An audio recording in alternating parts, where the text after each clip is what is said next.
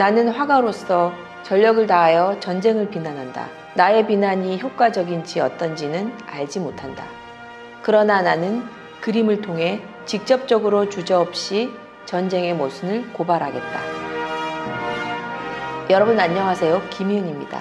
지금 러시아의 우크라이나 침공으로 우크라이나가 초토화되고 있습니다. 21세기의 전쟁이라니 받아들여질 수 없는 이 현실 앞에 20년을 넘게 러시아에서 살아온 저는 마치 내 조국, 내 동포가 아픔을 겪고 있는 듯 늘상 가슴 통증을 달고 사는 요즘입니다.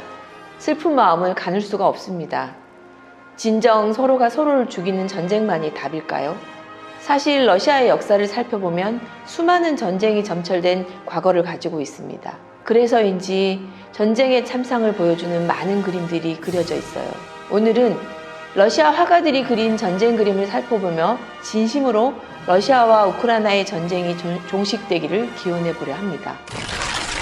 먼저 전쟁 예찬이라 이름 지어진 그림을 보실까요? 풀이라고는 보이지 않는 들판에 누구의 죽음인지도 모르는 수백 개의 두개골이 산을 이루고 있습니다. 오래전 치러진 전쟁에서 희생된 사람들의 죽음인가 봅니다. 까마귀 밥이 되고 있는 이 해골산은 침략자들의 승리를 상징하는 것일까요? 도대체 전쟁에서 승리는 무엇일까요? 동서고금을 막론하고 전쟁은 누구를 위한 것이며 무엇을 얻고자 하는가라는 질문은 인류의 역사와 함께 쭉 해오고 있지만 그 누구도 명쾌한 답을 내놓지 못하고 있습니다. 분명한 사실은 앉아서 지시하는 명령자들에겐 전쟁이 하나의 게임일 수 있지만 목숨을 걸어야 하는 병사들에겐 엄청난 공포이며 고통이라는 것입니다. 또 총알바지가 되어야 한다는 민초들에겐 말로는 표현할 수 없는 괴로움이고요. 이 전쟁 예찬을 그린 바실리 베레샤기는 1842년 지주의 아들로 태어나 해군학교를 다녔으며 평생 동안 전쟁터를 돌며 전쟁의 모순을 하프게 담았습니다. 1905년 러일 전쟁 때 리순항에서 생을 마감할 때까지 수많은 전쟁 역사를 남기며 차갑고 날카롭게 전쟁이 주는 참상을 고발한 러시아 대표 전쟁 화가입니다.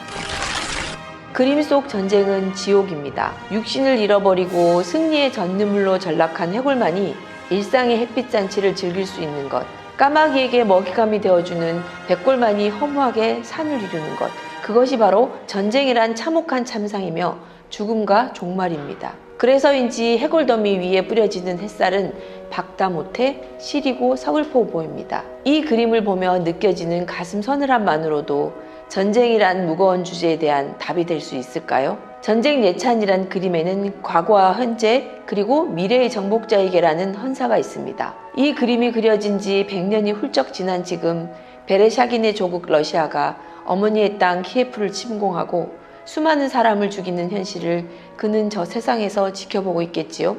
전쟁을 일으킨 장본인 또한 수도 없이 이 그림을 보았을 터인데 씁쓸한 질문만이 입안을 맴돕니다. 전쟁은 위대한 서사시나 영웅, 절대적 승리를 낳는 것이 아니라 수많은 사람들의 눈물과 한숨, 고통, 그리고 또 다른 살인을 만들어냅니다. 이런 전쟁이 계속된다는 것은 인간의 교만이고 자만이며 어리석음이라 생각합니다. 공교롭게도 전쟁 예찬에 줄을 잇는 색채가 우크라이나 국기를 연상하게 하네요. 빨리 전쟁이 종식되고 양국이 안정을 되찾기를 바랄 뿐입니다.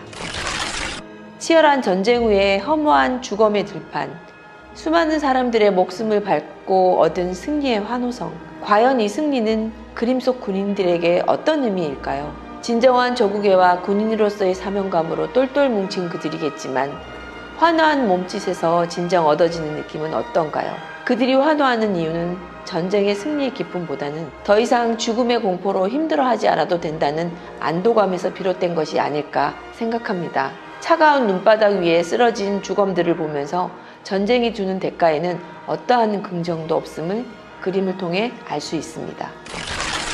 저 드넓은 벌판을 덮고 있는 시체.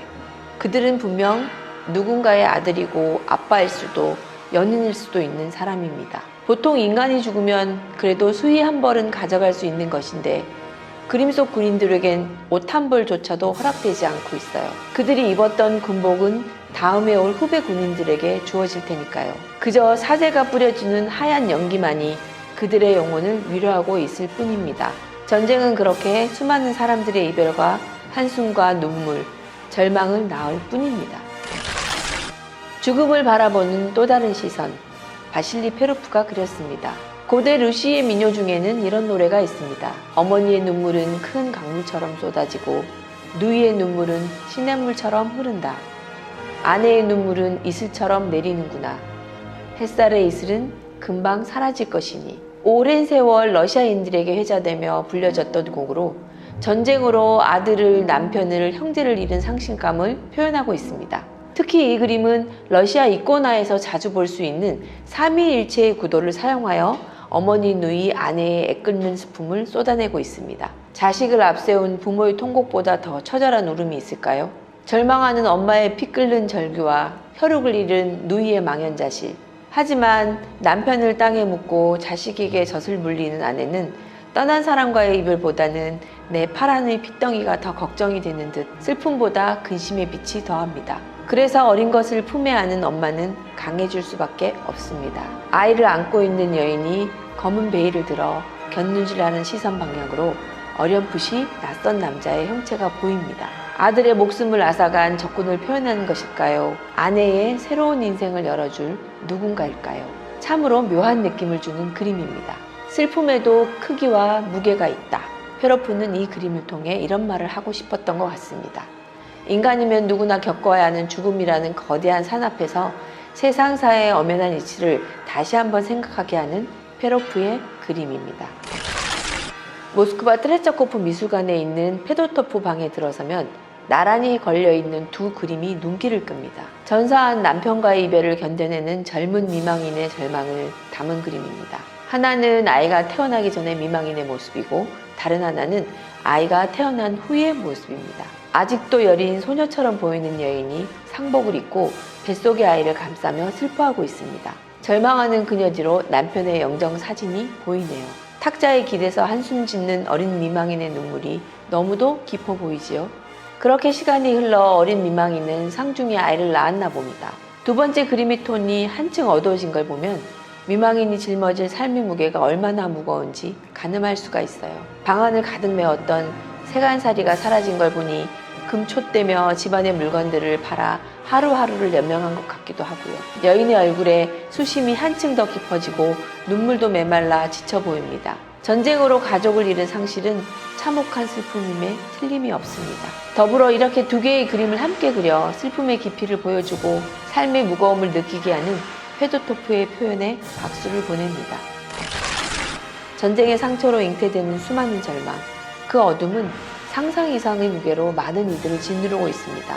직접적으로 상처받고 피 흘리고 있는 우크라이나인들의 눈물을 어찌 헤아릴 수 있을까요? 그리고 앞으로 그 치유의 어루만짐을 우린 어디까지 감당해야 할까요?